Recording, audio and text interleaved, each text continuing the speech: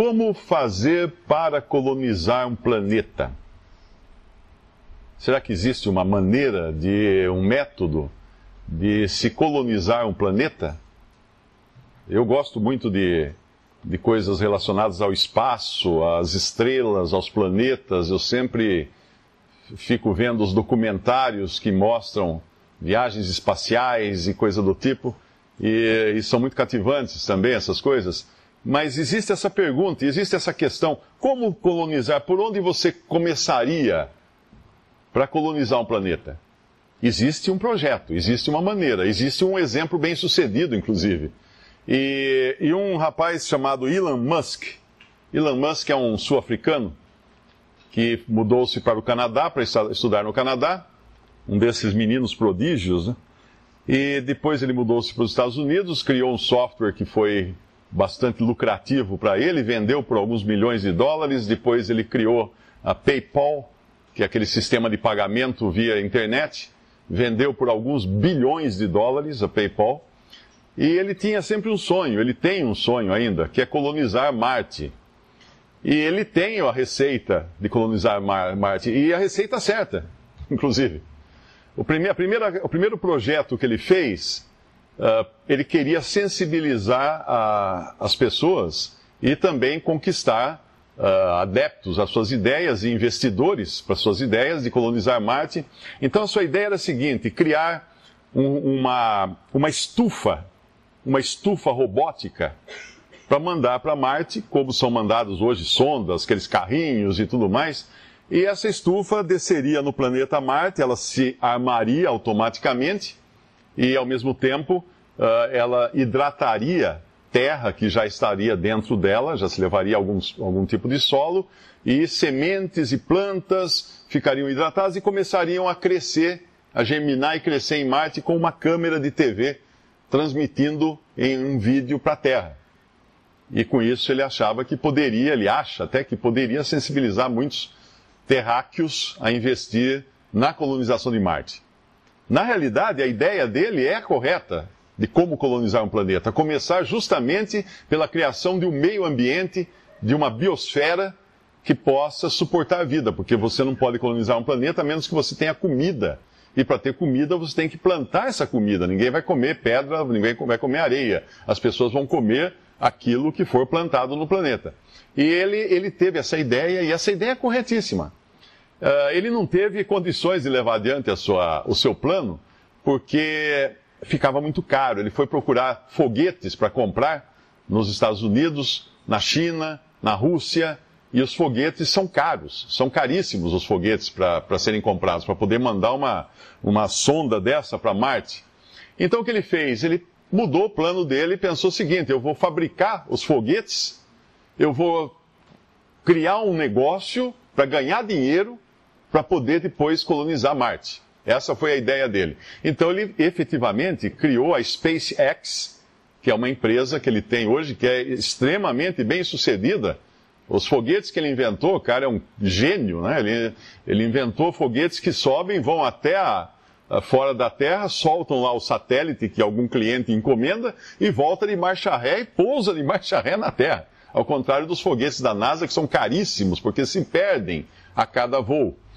E ele também é o dono da Tesla Automóveis, o carro elétrico, que hoje ela tem um valor de mercado, essa indústria, maior do que a GM. Então o cara é um gênio, realmente um gênio. Mas essa ideia dele de colonizar Marte, começando pela criação de uma estufa, de um meio ambiente, de um micro ambiente autossustentável, com plantas, Será que essa ideia é nova? Não, essa ideia é velha.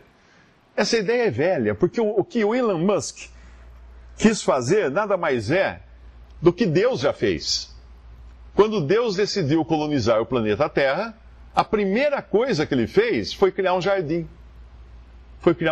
E quando forem colonizar Marte, a primeira coisa que tem que ser feita é criar um jardim, é criar uma biosfera, é criar uma plantação lá, qualquer coisa que possa alimentar as pessoas que forem morar naquele planeta. Deus fez isso na Terra. E tem outros exemplos também, o próprio Dom João VI, que foi imperador de Portugal, e fez uma jogada muito inteligente quando Napoleão ia invadir Portugal. Napoleão chegou em Portugal e estava lá uma placa na porta escrito "Mudou-se". E Napoleão, na hora da sua morte, ele dizia, desconsolado, que foi o único imperador europeu que o enganou, porque levou embora o reino de Portugal para o Brasil. Não tinha mais o império lá onde era, no antigo endereço. E no antigo endereço mudou-se, não tinha mais ninguém morando lá. Toda a corte portuguesa veio para o Brasil. E a primeira coisa que ele fez quando chegou no Brasil foi criar o Jardim Botânico do Rio de Janeiro.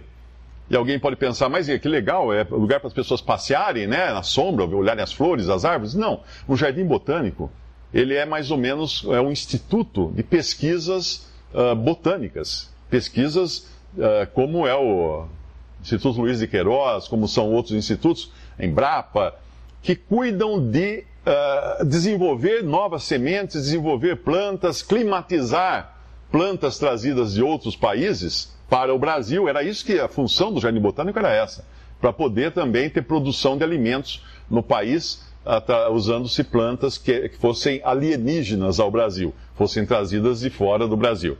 Então essa ideia de se começar tudo criando um jardim é fantástica, porque é a ideia de Deus. A patente é divina. Deus patenteou essa ideia quando Deus criou um jardim, o Jardim do Éden, para ser a habitação do primeiro homem e da primeira mulher. Éden, a palavra Éden significa prazer, e a palavra paraíso, porque o Jardim do Éden também era chamado de paraíso, significa jardim aprazível, ou jardim das delícias. E é esse o lugar que Deus deu para o homem. Em Gênesis capítulo 2, no versículo 8 em diante, diz que plantou o Senhor Deus um jardim no Éden, do lado oriental, e pôs ali o homem que tinha formado. E o Senhor Deus fez brotar da terra toda árvore agradável à vista e boa para a comida, e a árvore da vida no meio do jardim, e a árvore do conhecimento do bem e do mal. E tomou o Senhor Deus o homem e o pôs no jardim do Éden para o lavrar e o guardar. E ordenou o Senhor Deus ao homem, dizendo: de toda a árvore do jardim comerás livremente, mas da árvore do conhecimento do bem e do mal, dela não comerás, porque no dia em que dela comeres, certamente morrerás. Então estava ali a colonização, o princípio da colonização do planeta Terra. Essa foi a ideia de Deus, a fantástica ideia de Deus para começar a colonização do planeta Terra. E colocou lá o ser humano, com tudo que ele tinha de bom e melhor, com apenas uma regra: olha, você não deve comer do fruto da árvore do conhecimento do bem e do mal. Pode comer dos outros milhares de frutos, das milhares de plantas, de tudo que você encontrar, menos da árvore do conhecimento do bem e do mal. Simples, né? Quem não iria seguir uma regra como essa, num jardim que tinha tudo? Adão não conhecia um negócio chamado estresse. Adão não conhecia um negócio chamado necessidade. Adão não conhecia um negócio chamado pavor. Pavor do desconhecido, medo do que vai acontecer. Quando nós temos que passar por alguma coisa importante, ou é uma entrevista de emprego, ou uma cirurgia, ou uma viagem para um outro país que a gente não conhece, sempre existe aquele nó na boca do estômago, aquele medo, aquele receio, aquela apreensão. Imagina uma pessoa que vai estar no corredor da morte. Então, que terrível é para essa pessoa a perspectiva do que ela vai passar, do sofrimento que ela vai passar. É pensar na dor que vai acontecer. Adão não tinha nada disso. Adão era uma pessoa feliz. Adão e Eva eram felizes e não tinham esse problema. Mas nesse primeiro jardim das delícias, nesse primeiro jardim aprazível, o que Adão e Eva fizeram? Eles fizeram exatamente a única coisa que Deus falou para não fazerem. Podia fazer tudo, menos comer da árvore do conhecimento do bem e do mal. Qualquer outra coisa estava liberado, menos essa. Em Gênesis 3, versículos 4 ao 7, diz que a serpente, que era Satanás travestido de serpente, disse à mulher: certamente não morrereis. Deus havia dito que se ela comesse do fruto, ela morreria, mas a serpente fala: não, bobagem, Eva. Deus tá tirando a parte melhor, mais gostosa de vocês. Não vai morrer, não. Certamente não morrereis, porque Deus sabe que no dia em que dele comerdes do fruto da árvore do conhecimento do bem e do mal, se abrirão os vossos olhos e sereis como Deus, sabendo o bem e o mal. E aí foi a tentação. Satanás dizendo: olha, você pode ser como Deus, você pode se livrar de Deus. Por que você tem que ter Deus para tomar decisões por você? Por que você não ser dona do seu próprio nariz e tomar suas próprias decisões, e ainda mais com esse poder que você vai adquirir, a hora que você tiver um pleno conhecimento do bem e do mal? Deus está querendo deixar vocês de escanteio. Não vá nessa, não acredite nele. E viu a mulher que aquela árvore era boa para se comer e agradável aos olhos, e árvore desejável para dar entendimento. Tomou do seu fruto e comeu, e deu também a seu marido, e ele comeu com ela. Então foram abertos os olhos de ambos. Olha que maravilha! De repente eles tiveram consciência, conhecimento do bem e do mal, e conheceram que estavam nus, e coseram folhas de figueira e fizeram para si aventais, para cobrir a sua nudez. Para cobrir. Essa nudez tem um duplo sentido, eles realmente viviam nus, mas nunca tinham percebido isso, e nem era um problema isso. Mas agora era um problema. Tendo o conhecimento do bem e do mal, eles conquistaram esse poder de conhecimento, de conhecer o bem e o mal, mas não conquistaram o poder de evitar o mal e fazer o bem. E até hoje o ser humano é assim. Nós conhecemos o bem e o mal, não conhecemos? Acho que todo mundo aqui sabe o que é fazer certo e o que é fazer errado.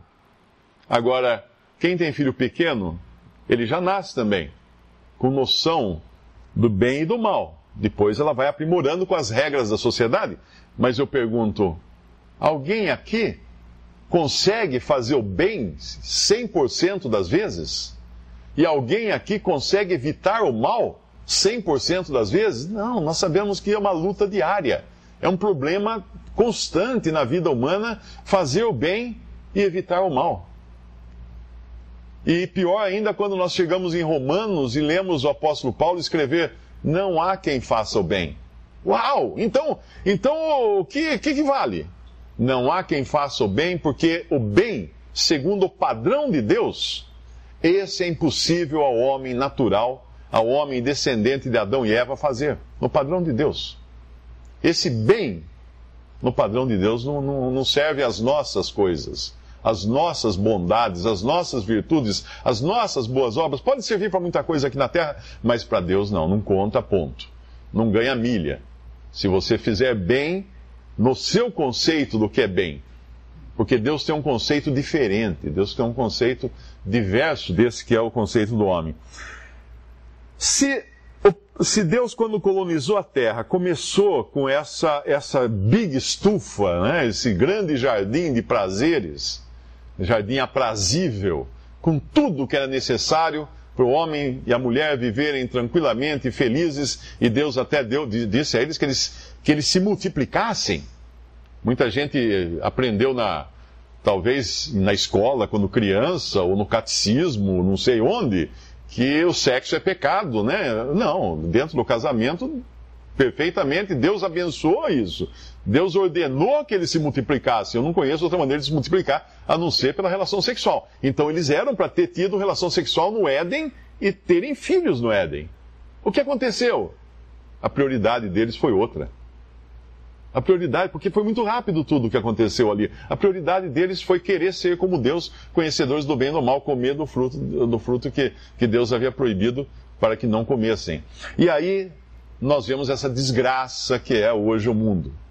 Se você duvida que o pecado entrou na criação de Deus, Basta abrir o jornal, ligar a TV, entrar na internet e olhar o noticiário.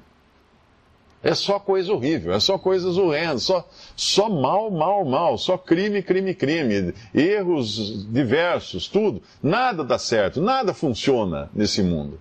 Quando parece que vai funcionar, daqui a pouco tudo se corrompe.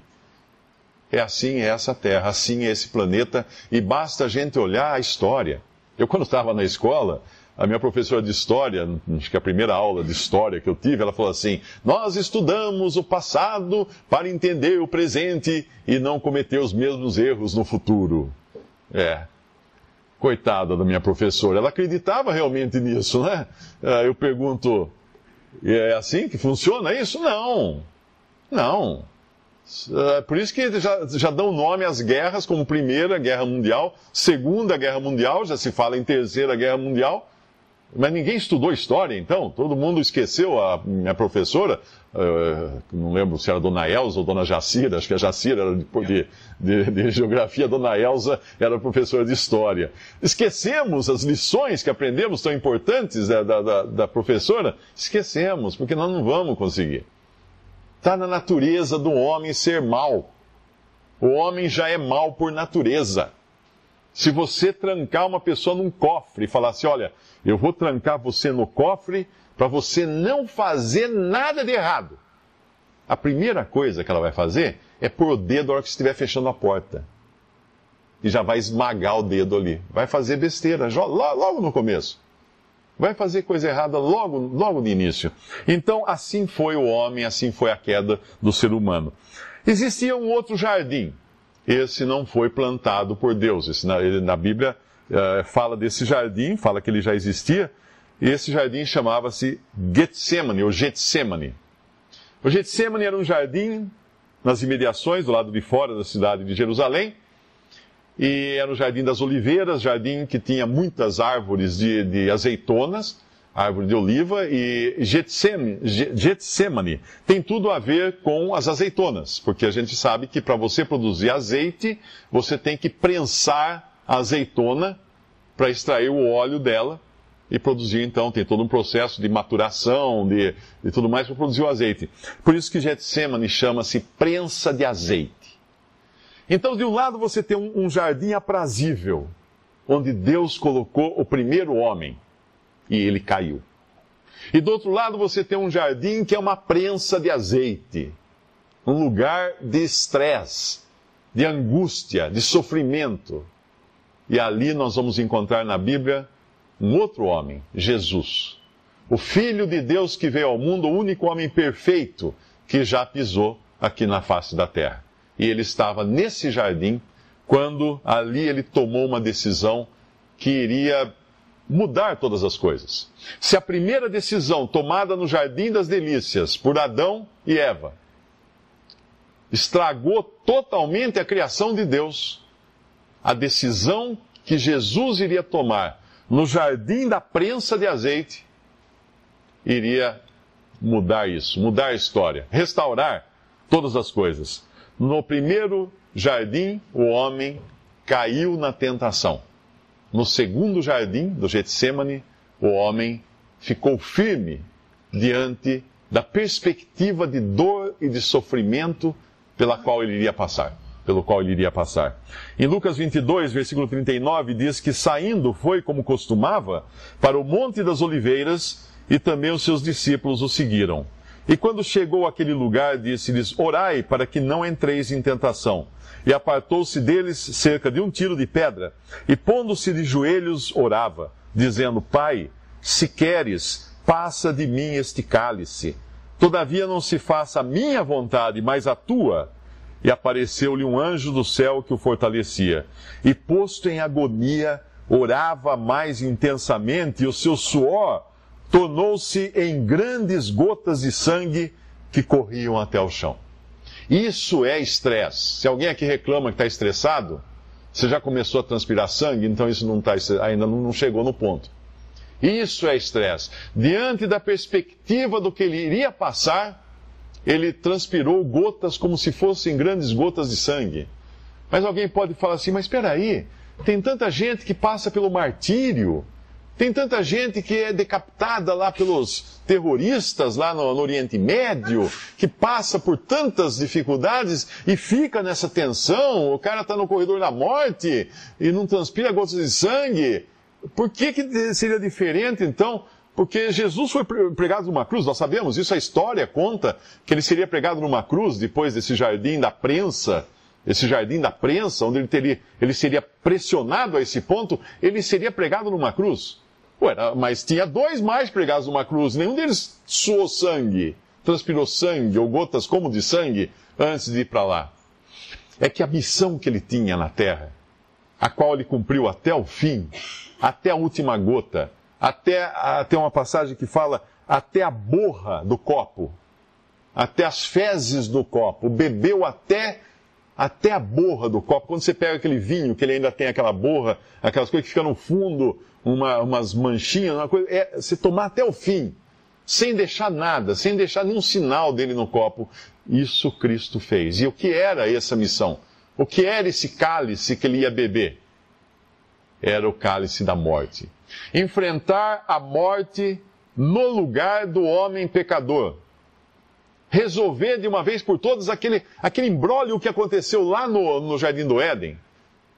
Transformar aquela destruição em algo totalmente novo. Em uma nova colonização, se a gente puder chamar assim.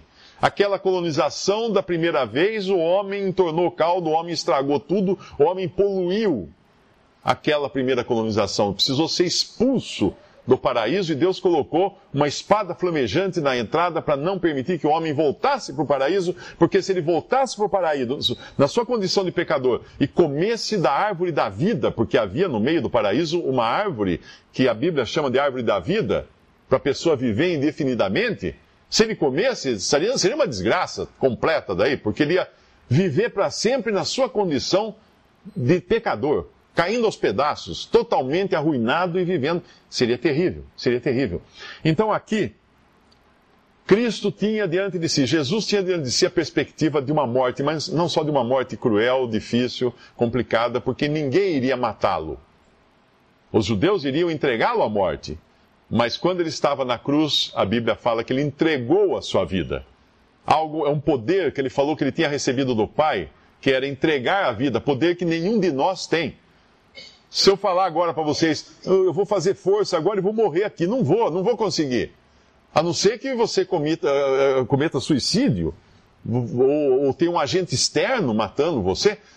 Ninguém morre por falar assim, vou morrer agora. Vamos contar contagem regressiva, 10, 9, 8. Não consegue, porque você não tem poder de vida sobre si mesmo. Mas ele tinha esse poder.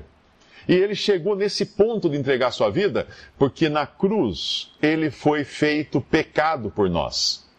Aquele que era sem pecado, na cruz tomou sobre si os pecados de todos os que seriam salvos por ele, do passado, antes dele, e depois dele, todos os pecados lançados sobre ele, de todos os salvos de todas as épocas. E ali Deus o fez pecado por nós, e Deus virou a sua face. Por isso que a gente lê que houve 3 horas de trevas. Porque Deus que é luz não podia compactuar com o Filho de Deus na cruz, carregado de pecados daquele jeito. Deus precisava virar a face, olhar para o outro lado, não podia ter comunhão com ele ali. E ali ele entregou sua vida. Essa era a terrível perspectiva que Jesus tinha, de ter que carregar sobre si os pecados de todos os pecadores. Eu vou dar um exemplo.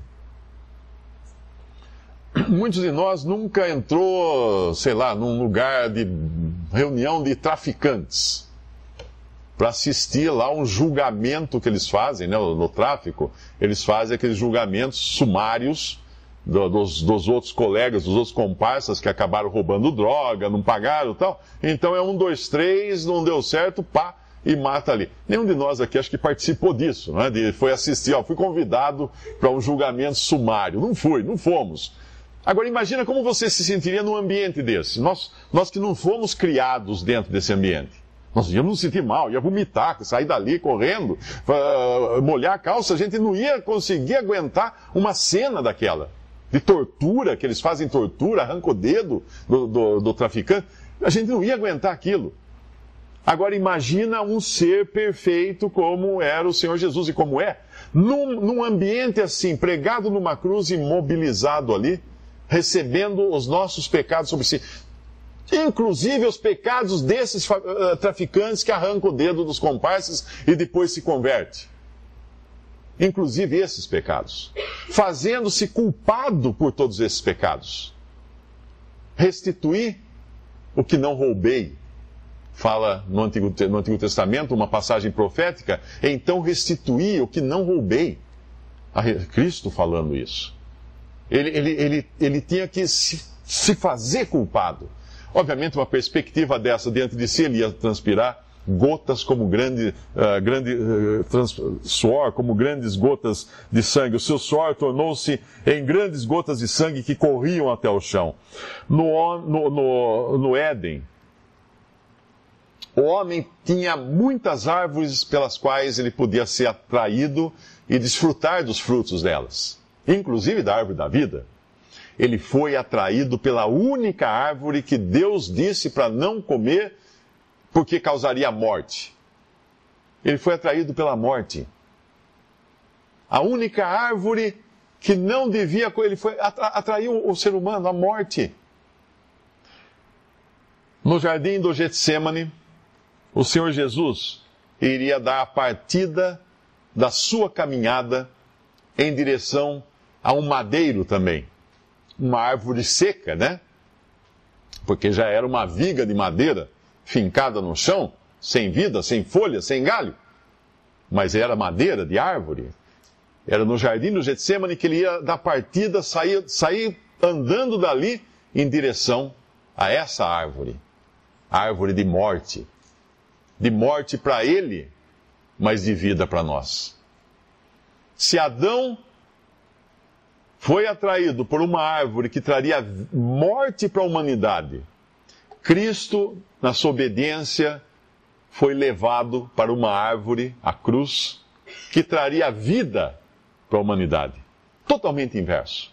Um no jardim de prazeres, no jardim aprazível. Outro no jardim de prensa, de tormento, de aflição. Um atraído por uma árvore que levaria à morte. Outro deliberadamente, de vontade própria, caminhando em obediência ao Pai para uma árvore que, apesar de custar sua vida, traria vida para todos os que crescem nele depois.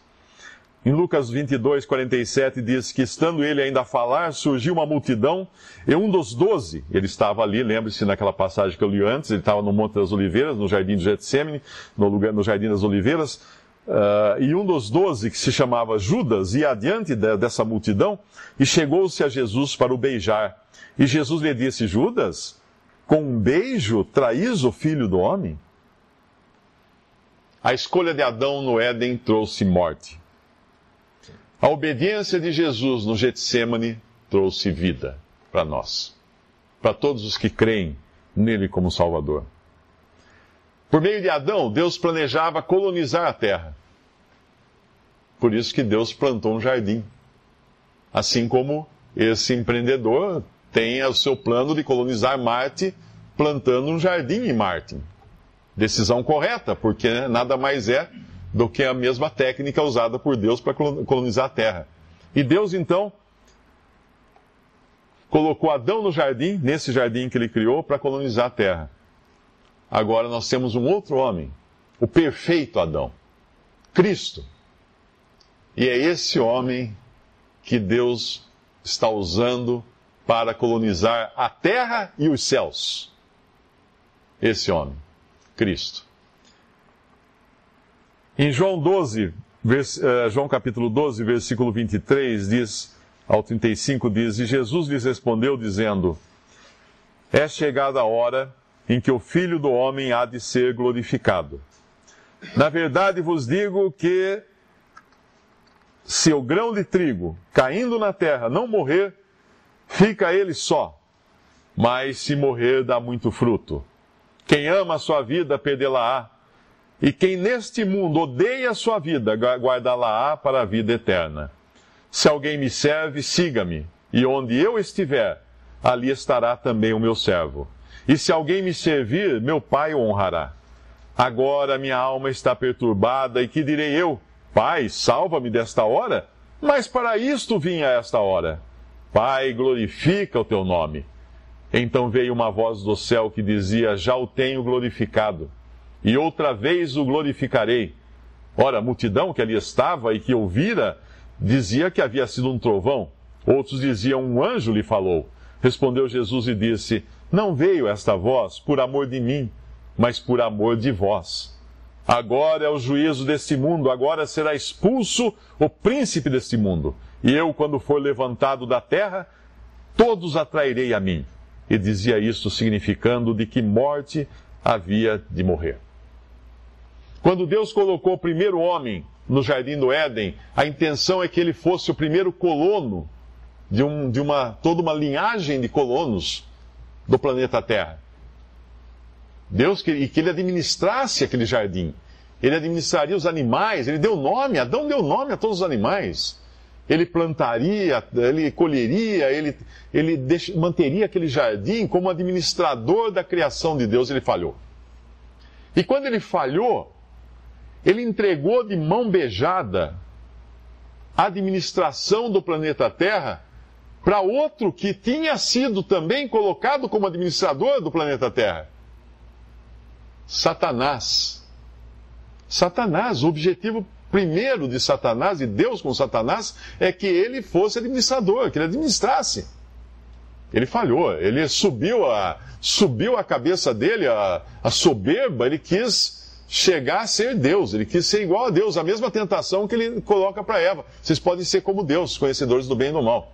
Satanás tentou fazer isso, não deu certo para ele. E Eva não sabia, mas foi na conversa dele. Mas esse Satanás, quando o homem é derrotado pela sua própria concupiscência dos olhos, da soberba da vida, a concupiscência da carne, e toma daquele fruto e come, ele deu de mão beijada a administração da terra de volta a esse usurpador que é o diabo. Hoje o mundo é administrado por um príncipe usurpador, que é Satanás. E é por isso que Jesus fala aqui: agora é o juízo deste mundo, agora será expulso o príncipe desse mundo.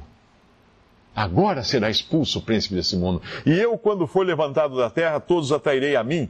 Dizia isso significando de que morte havia de morrer. Levantado da terra numa cruz, essa seria a sua sina, a sua morte.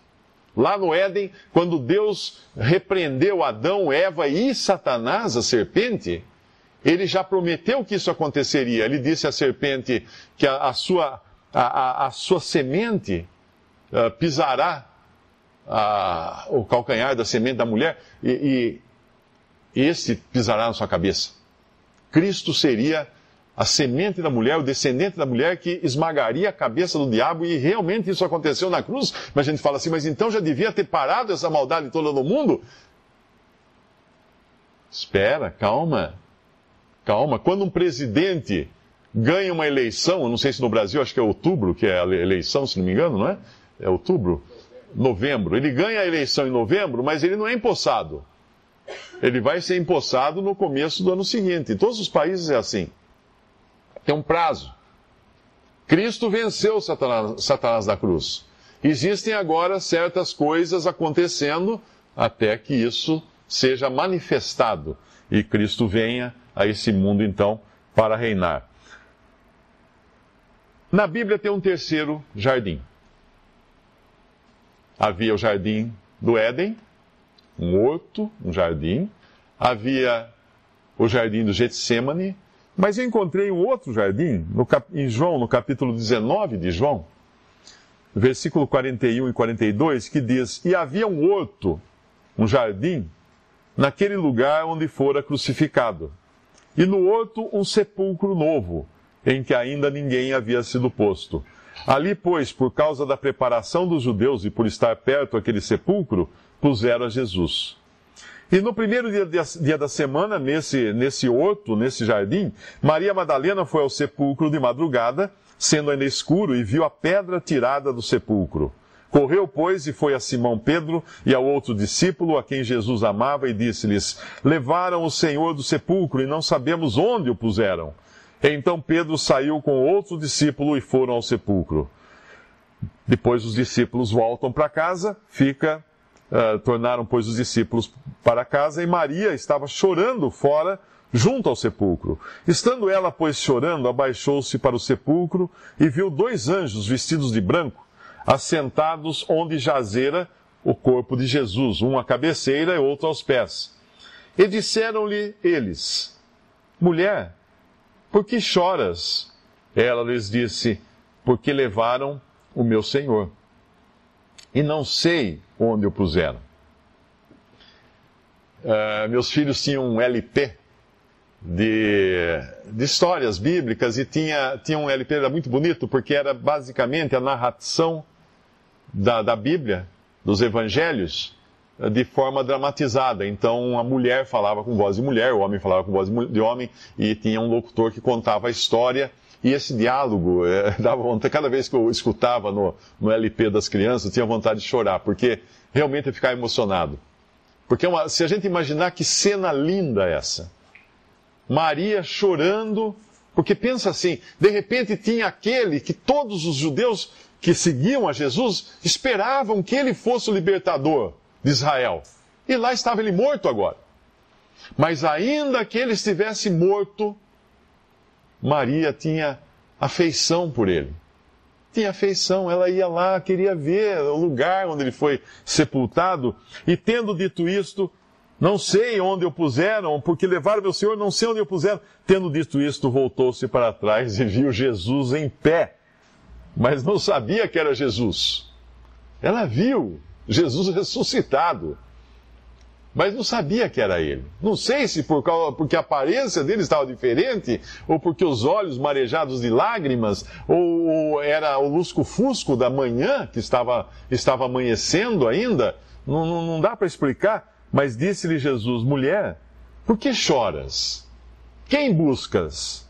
Ela, cuidando que era o hortelão, o jardineiro, daquele jardim, daquele horto, disse-lhe: Senhor, se tu o levasse, dize-me onde o puseste, e eu o levarei. Disse-lhe Jesus: Maria. Maria. Ele a chama por nome. Como é que esse hortelão, esse jardineiro sabe meu nome? Ele sabe. Ele sabe quem você é. Maria. Ela, voltando-se, disse-lhe: Rabone, que quer dizer mestre. Agora ela sabe quem é. Agora as lágrimas dela de tristeza se transformam em lágrimas de alegria, porque Maria viu novamente o seu Senhor, viu novamente o seu Mestre, viu as suas esperanças todas retomadas agora, por meio de quem? Por meio de um Adão. Como assim de um Adão? Ora, Adão não era o hortelão do horto que Deus plantou lá no jardim do Éden? Adão não era o jardineiro, o agricultor que Deus tinha dado aquele jardim para cuidar? Era. Mas agora nós temos um outro Adão agora. Um Adão perfeito. Esse não vai cair nunca. E era esse que agora reconhece Maria. Não me detenhas, ele diz a ela, porque ainda não subi para meu Pai. E agora ele fala uma coisa aqui que devia ter feito a Maria estremecer. Mas vai para meus irmãos. Ele dá um status. Não sei se vocês lembram, um pouco antes eu li uma passagem onde Jesus está falando: aquele que me serve, os meus servos. Era a qualidade daqueles que o serviam. Mas agora ele está chamando de meus irmãos. É outro status. Uma coisa é um empregado, outra coisa é um irmão. É parte da família. Meus irmãos, dize-lhes que eu subo para o meu Pai e vosso Pai. Eles agora iam poder chamar Deus de Pai, uma coisa inconcebível. Até mesmo na religião judaica, nenhum judeu chama Deus de Pai. Nenhum judeu chama Deus de Pai. É uma heresia um judeu chamar Deus de Pai. Por isso que quando o Senhor Jesus estava no mundo e falava orava ao Pai, aquilo deixava os judeus arrepiados de raiva, porque aquilo era uma heresia dentro do judaísmo. Ninguém tinha essa liberdade. No Antigo Testamento não tem ninguém chamando a Deus de Pai. Vai para meu Pai e vosso Pai. Dize-lhes que eu subo para meu Pai e vosso Pai, meu Deus e vosso Deus. Disse-lhe Jesus: em verdade te digo, em Lucas capítulo 23, 43, quando ele estava morrendo na cruz, e um ladrão ao lado dele se arrependeu dos seus pecados, falou: Senhor, lembra-te de mim quando vieres no teu reino? O Senhor falou para ele assim: em verdade te digo que hoje estarás comigo onde? No paraíso. O paraíso? O paraíso. Então aquele lá no Éden? Não. Não, tem outro paraíso agora, que esse é permanente, esse é eterno. Esse paraíso, hoje estarás comigo no paraíso. E Paulo escreveu em 2 Coríntios 12, versículos 2 ao 4, conheço um homem em Cristo que há 14 anos, se no corpo não sei, se fora do corpo não sei, Deus o sabe, foi arrebatado ao terceiro céu.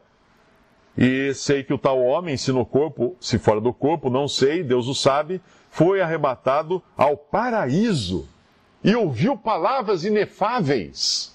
Uau, que palavras inefáveis são essas, Paulo, que você ouviu no paraíso?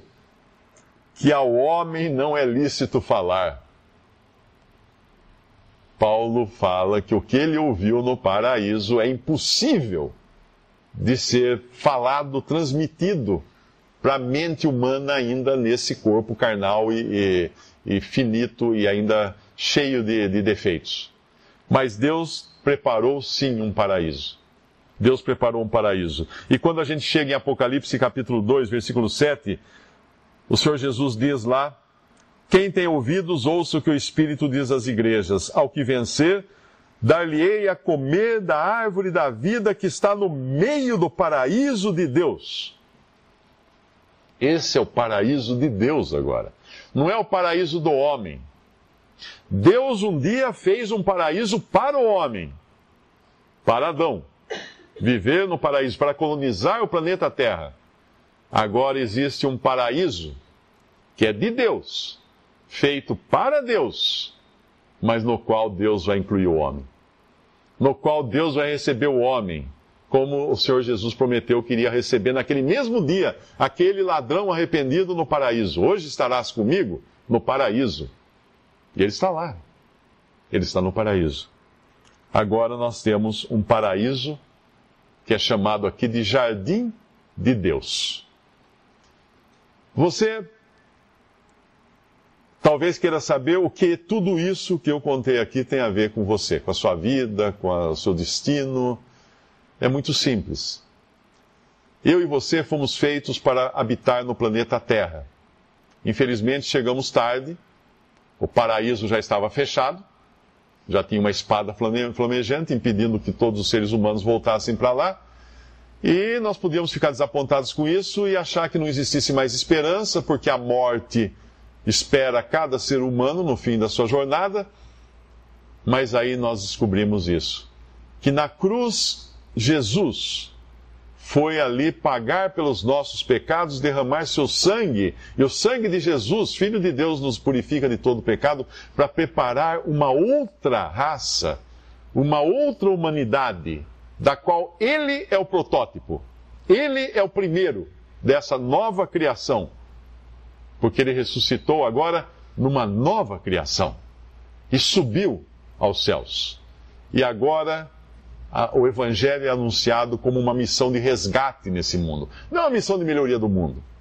Um dia vai haver também, o mundo vai ser melhorado por Cristo vir reinar aqui. Mas a esperança que Ele dá hoje é muito superior a essa, porque é de um paraíso no céu.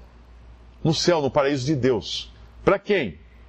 Para quem é religioso, para quem lê a Bíblia, para quem vai à igreja, para quem não. Para quem é pecador. A única condição para ser recebido nesse paraíso de Deus é ser pecador. Eu acho que aqui todos já fizeram a lição de casa e são pecadores, né? Já cumpriram essa condição. Agora existe uma coisinha para ser feita. Ser pecador e crer em Cristo como Salvador. E receber de Cristo o perdão dos pecados, para poder encontrá-lo do outro lado da morte, como Maria Madalena encontrou ele do outro lado da morte, num horto, num jardim. Maria, Rabone, mestre! Cada um aqui que crê em Jesus como seu Salvador, um dia vai ter essa surpresa não chamar surpresa, porque já vai estar esperando isso, não é? Mas essa visão, esse momento tão delicioso de olhar para a face de Jesus e Ele chamar por nome. Ele vai chamar o meu nome, Ele vai chamar o seu nome. Você vai escutar da boca dele Ele chamar o seu nome. Isso é o paraíso de Deus, porque a árvore da vida no meio do paraíso não é outro senão o próprio Cristo. É dele que nós nos alimentamos, ele que vai ser o suprimento para todo salvo no paraíso de Deus. Ele vai ser a satisfação. O Jardim das Delícias prometia frutos maravilhosos, mas aqueles que creem em Cristo vão ter a Ele. A Ele, nada mais doce, nada mais refrescante, nada melhor do que ter a Cristo e viver para sempre no paraíso de Deus. Esse é o convite que o Evangelho faz. Creia no Senhor Jesus e será salvo. Podemos dar graças a Deus. Nosso Deus e nosso Pai, nós agradecemos, Pai, por teu desejo de colonizar os céus. Damos graças por essa perspectiva tão perfeita, tão maravilhosa, que tu nos trouxeste agora. Para que não tivéssemos, como teu filho teve, uma perspectiva de terror, uma visão aterrorizante diante de si, de ser feito pecado na cruz.